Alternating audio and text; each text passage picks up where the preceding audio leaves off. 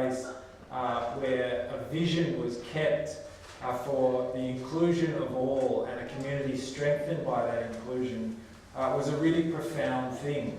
And I know organisations like Belonging Matters exist around the world, but we are so lucky to have one here.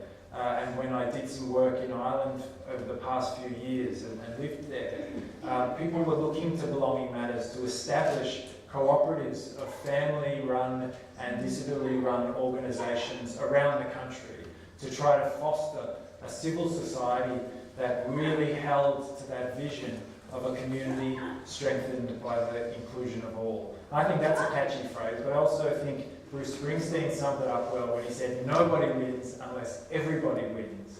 And I genuinely believe that to be the case with the vision that Belonging Matters holds.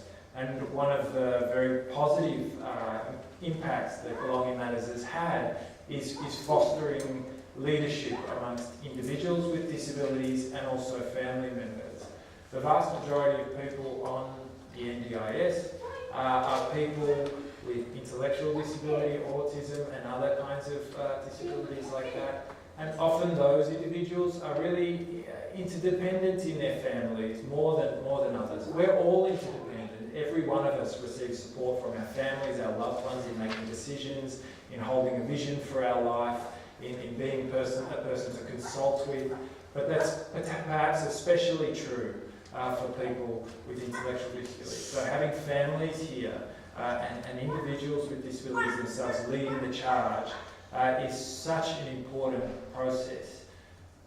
That's thankfully starting to be recognised by governments, and it's starting to be recognised even at the international level.